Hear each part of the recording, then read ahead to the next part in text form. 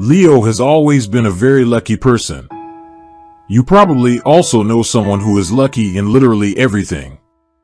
No matter how crazy an idea may seem, if a person like Leo is involved, it is sure to exceed all expectations. Building SA is in the winter and furnaces in the summer. Why not invest all the hard-earned fortune in another crazy project? Absolutely yes.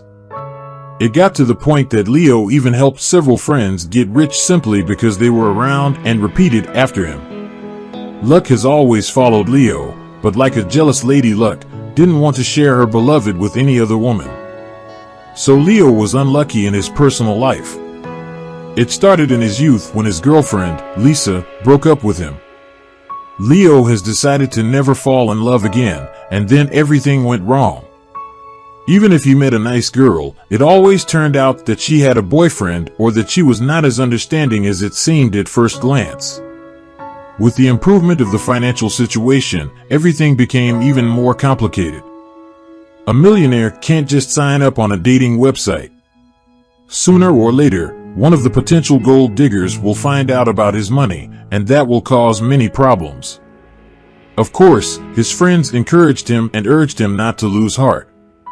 There were many good girls around, but Leo was convinced not enough, and all the good girls are surely already in love with someone. Leo respected marriage. He would never date a married woman. To have a mistress meant to disrespect himself.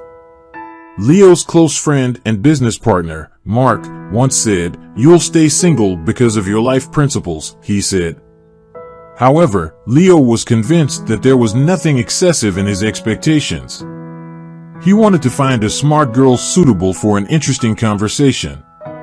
Leo didn't expect her to be a recluse or a charismatic person, a beauty, or a brilliant scientist. Everything was simple. He wanted an understanding woman who could hold a conversation, nothing more. Of course, a pleasant appearance would be a bonus, but over the years, Leo realized nowadays it is easy to make a real beauty even from a very simple and modest girl. But the scientists still haven't learned how to insert brains into an empty head. It was much easier centuries ago. Mark said, if a woman had wide hips, it meant it would be easy to bear children, and that was enough. But nowadays, we want only smart, understanding women, the man said, wrinkling his nose.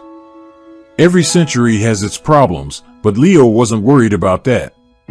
He had accepted the fact that he was unlucky in his personal life.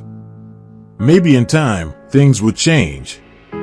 There was only one thing that upset the man. It was always painful to be alone during the holidays. It seemed like the pain of loneliness had gotten worse over the years. When you're 25, it feels like the whole world is yours. When you're 35, the world already seems more complicated. And when you're 45, it was especially difficult to celebrate Christmas. In his very humble religious family, Christmas has a deep, sacred meaning. Leo's parents were already very old. Even holidays at that age become a burden, so they didn't get together for the holidays anymore. Most of the time, Leo would just drive around the city all day long. At least that way, people surrounded him, and life didn't seem so hopeless. Of course, he had a personal driver, and he himself was sitting in the back seat of a fancy car. The last time he got behind the wheel himself was probably about 7 years ago. It's not that he didn't like it, but rather his position in society forced him to have a personal driver. He could ride for hours, staring out the window. The snow was whirling there, and garlands illuminated everything around. People were enjoying the wonderful holiday season. Then the gray working routine was waiting for everyone. "Turn toward the mall, Eddie," Leo said lazily. The driver nodded silently. In winter, there was nothing special about the shopping center, but in summer, there were fountains and green groves. Now it was quiet, and there were knee snowdrifts all around.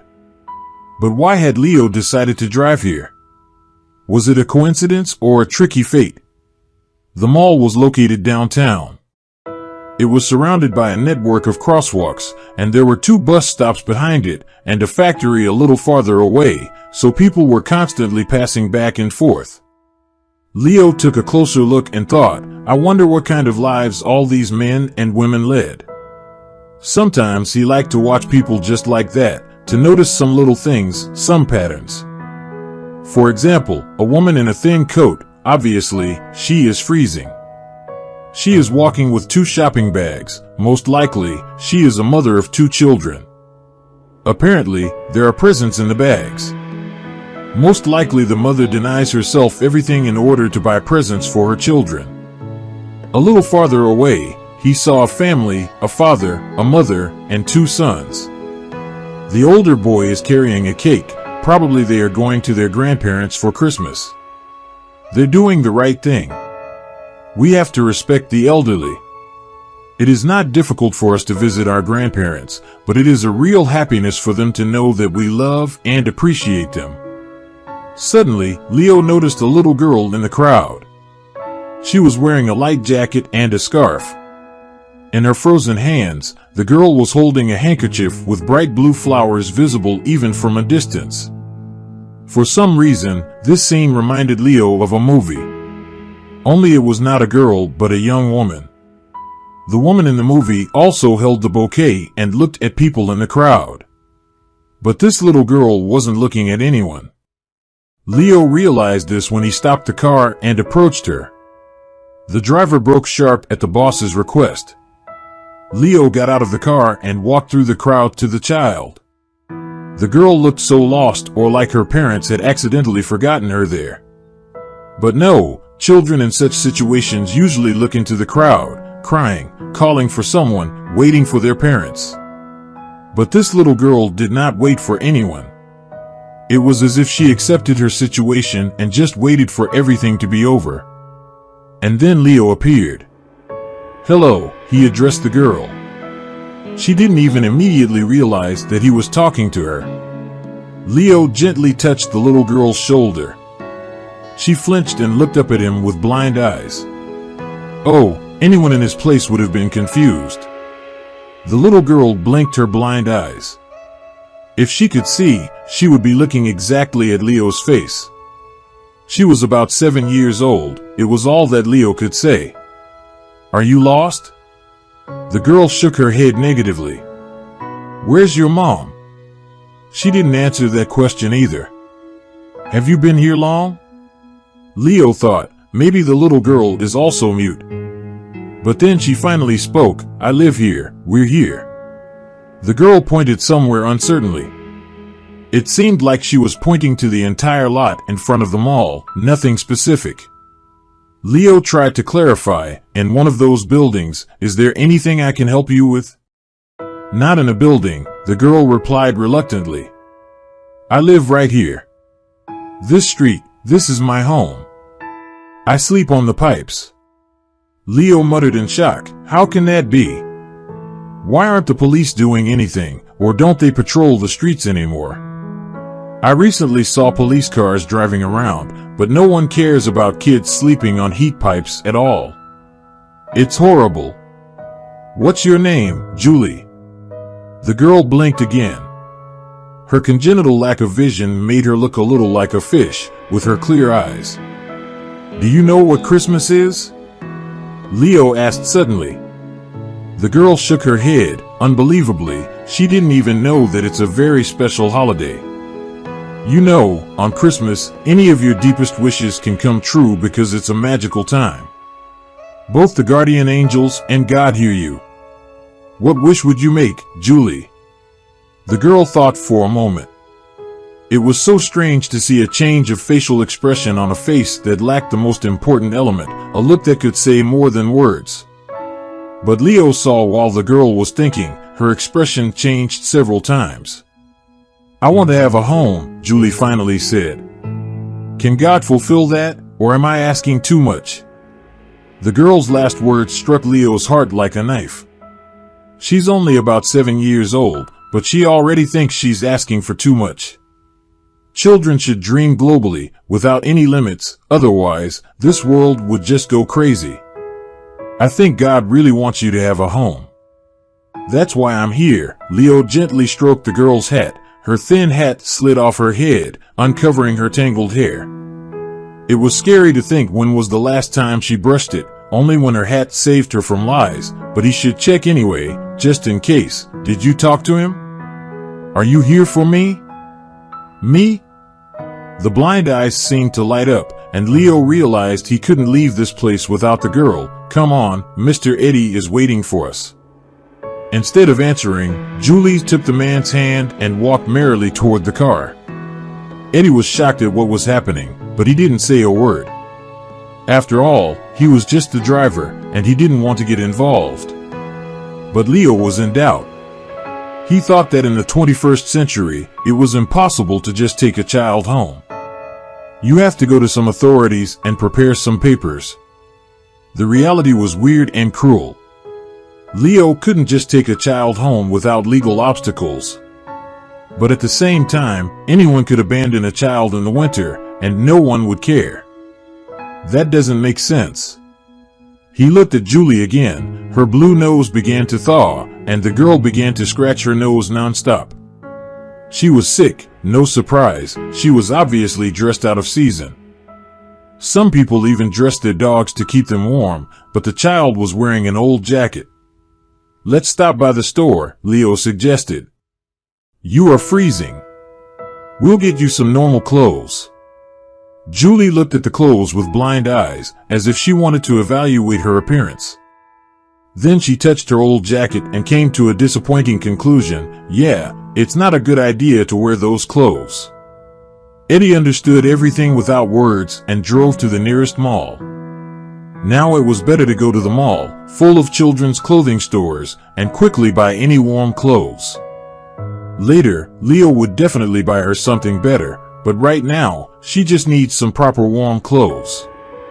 Mister, why is your child dressed so poorly? The salesgirl said indignantly.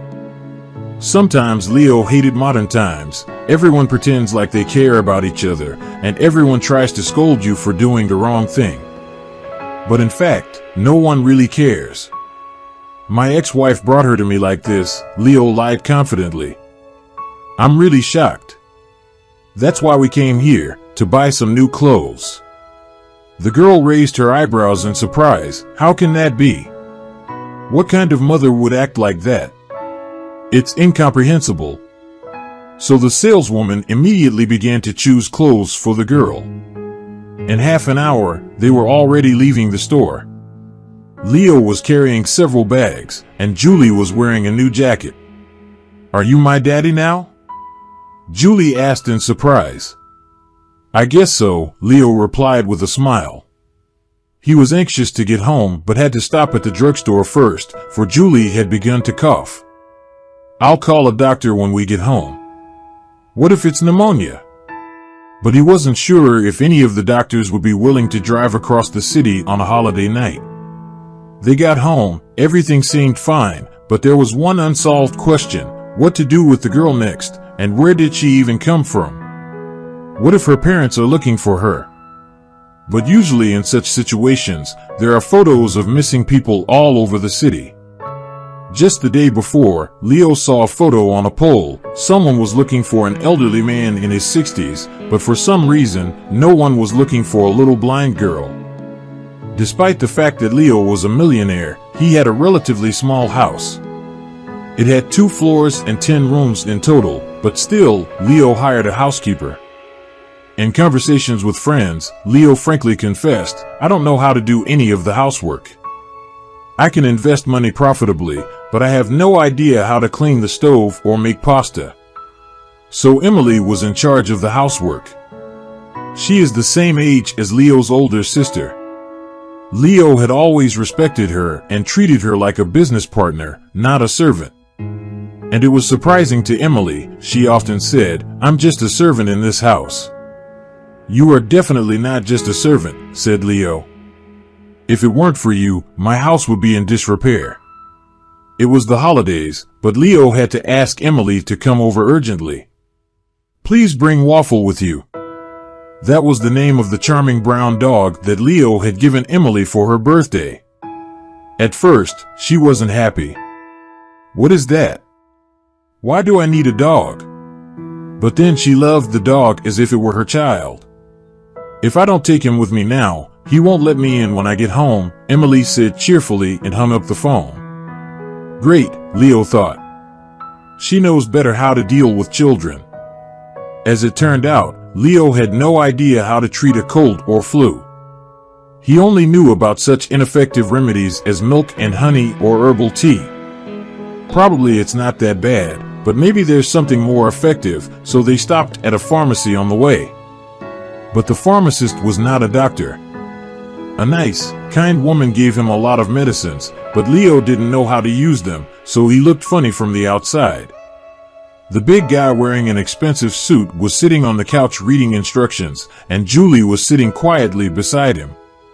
"Do we have a Christmas tree?" the girl asked unexpectedly. Leo bit his lip. Even though Julie hadn't seen anything, he didn't want to lie. "Well, there's no Christmas tree, but I think we already have a garland," Leo said with an embarrassed smile. Leo rustled up a huge amount of medication instructions, and Julie laughed softly. Yeah, there was something really weird about it. He literally kidnapped a child in the middle of a city, went shopping, dressed her, and now he took her home to cure her. Leo thought it was necessary to contact someone from the police. He had some connections there too. Good idea, he concluded aloud. Julie perked up. She resembled a small chick in behavior, not yet fully fledged. "I'm hungry," the girl said hesitantly, and Leo tapped himself on the forehead with his palm. Of course. Why hadn't he thought of that right away? The girl was living on the street. She hardly had enough to eat. "Oh, yeah, I'm sorry. I'm not very good at cooking. Do you want a sandwich?" It didn't sound good, but it was the only thing Leo could offer the child. Concluding that a sandwich was better than nothing, Leo went into the kitchen, and Julie remained seated on the couch in the living room. She could navigate pretty well, but the unfamiliar room was frightening. No person felt comfortable in unfamiliar spaces, much less a blind person. "Leo," she heard from the hallway. There was a small hallway where everyone could take off their shoes to avoid dragging mud and snow into the rooms. It was also where Waffle was usually left before washing the dog's paws. Emily always called out his name loudly upon entering the house, announcing her arrival. Leo smiled. He hurriedly wiped his hands and walked out of the kitchen. Emily was already standing in the living room, holding her coat in her hands and looking at the girl in surprise. Emily knew all of the boss's nieces, so she didn't understand who this child was. So instead of greeting her, she inquired plaintively, "Hi, kiddo. Who are you?" "Emily, this is Julie," Leo interjected. "I have something to tell you." "I don't understand," the woman grumbled. "I've only been away for half a day. I came back, and you already have a child." Leo took Emily into the kitchen, where he told her everything. The woman listened attentively and never interrupted him. When the story came to an end, Emily walked thoughtfully to the refrigerator and looked for something. "Are you judging me?" Leo asked directly. "Well, actually, yes," the woman replied calmly. "Who feeds a child sandwiches? I'll make chicken and vegetables now. I've told you a million times that sandwiches are not healthy food." The man breathed a sigh of relief. He didn't really need Emily's approval, but he just wanted someone to support him. "It's important to know that you've done the right thing." "What about the paperwork?" Emily clarified. "I'm not an expert, but I guess I need to fill out some paperwork and notify the police. I'll ask my friends to help speed up the process." "That's good," Emily nodded. "But what if they take the girl to an orphanage? I'm sure she's already suffered more than most of us."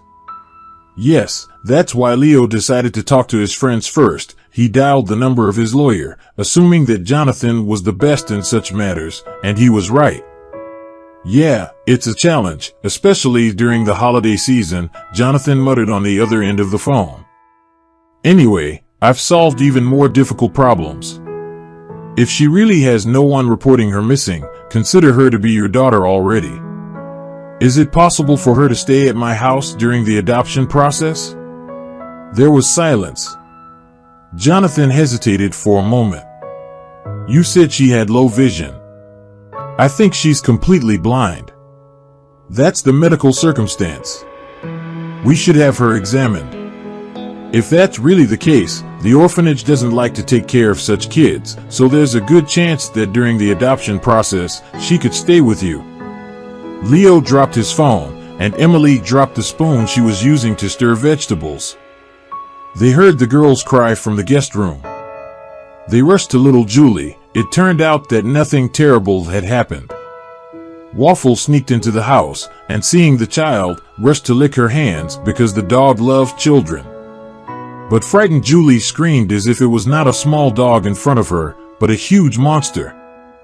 Julie, it's okay, I'm right here. Leo quickly crossed the room and sat down next to the child.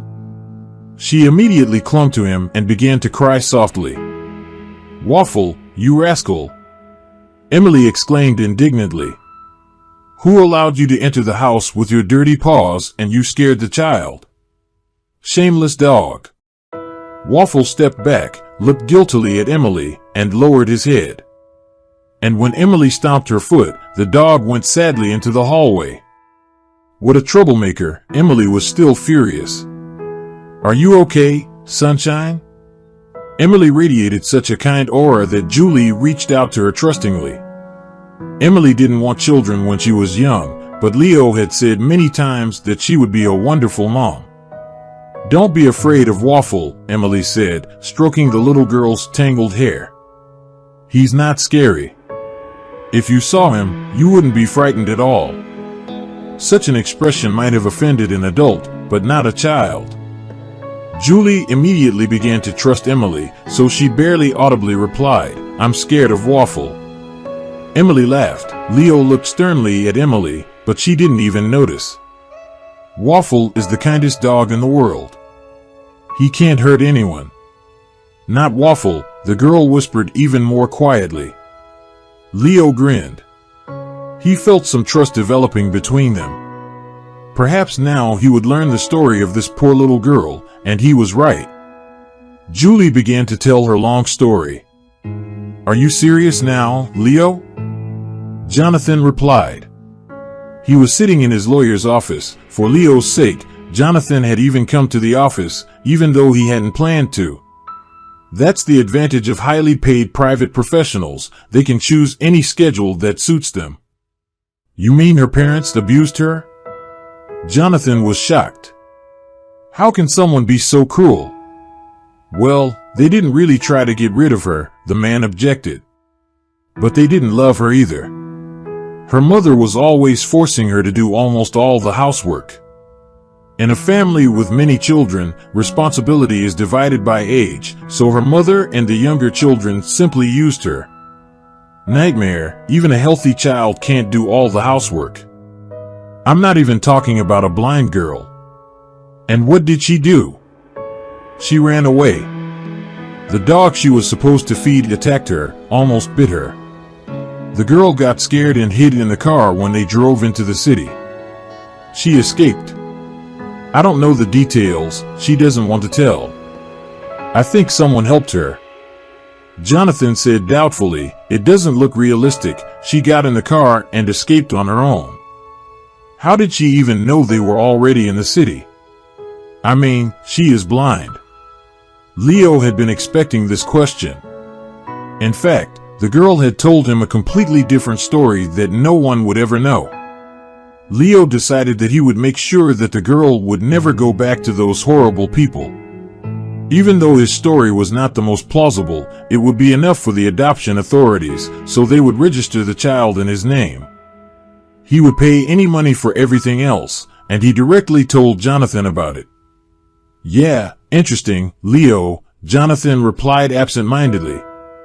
Okay, most likely, the law will be on your side. No one is going to return a child to parents who let her be in the freezing cold for days and sleep on heating pipes. The girl has to talk to a guardianship officer and a child psychologist. It's good if the doctors have fixed the traces of her being in the freezing cold.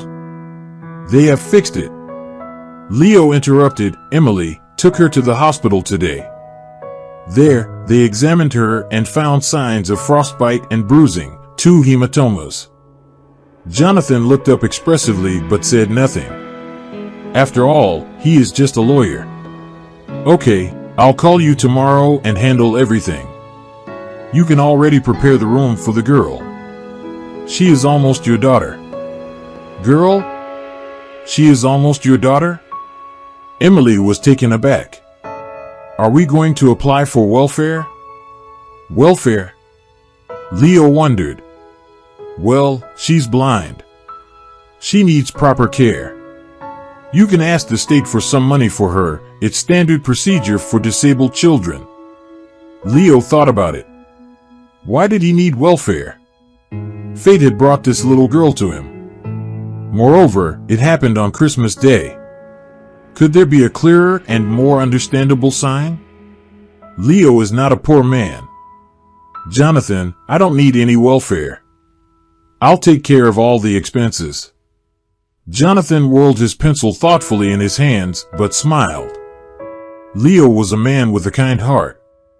In the modern world, not many are willing to let a stranger into their home without expecting some benefit in return, even though that stranger is a helpless little girl. It seemed like Leo's life finally had a purpose. Okay, Jonathan, I've got to go. I have to pick up Julie and Emily from the hospital. The men shook hands and said goodbye.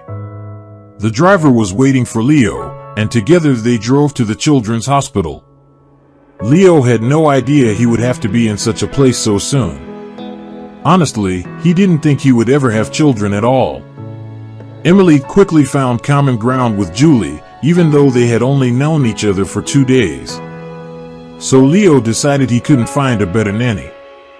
He picked them up from the hospital, and they drove home. There's so much snow, Julie, Leo said as he helped the girl out of the car. Do you want to play snow angels? Can I? The girl whispered excitedly. Sure, Waffle was also eager to play in the snow. The fright passed, and the girl got used to the dog overnight and let him sleep in her room. At that time, a young blonde woman stood behind the fence. She didn't risk coming any closer. She didn't want anyone to see her. Her plan had succeeded. The girl was adopted by a good, rich man. She couldn't have wished for anything better. Good luck, daughter, she whispered, and never appeared in her daughter's life again. In fact, she had never considered this girl to be her child. If it hadn't been for the pressure of her parents, she would have given up her daughter almost immediately. But they insisted that she couldn't abandon her child. But she was only 20 years old. What would she do with a disabled child on her own? Her parents weren't eager to take care of her or provide for her. People would say she's cruel. So what? The truth is that a disabled child needs a special nurse and a lot of other things. But she was only 20 years old. She wanted to enjoy life and couldn't give her daughter anything good. The girl decided not to accept her fate, but to try to give a second chance for a normal life for herself and her daughter. Julie will be better off with this kind man. He surrounded her with such care and attention, which even she, her own mother, could not give her. It would be better for everyone. Perhaps she would regret it later, but now the woman turned around and walked easily into her new life. And Julie finally got the father she never had, and he turned out to be more kind and caring than her mom. Who is right in this story? Who's to blame for what happened? We don't have the right to judge. The main thing is that the girl's Christmas wish came true. Thank you for joining us today on Deep Stories. Be sure to like and subscribe and hit that notification bell so you don't miss out on our next video.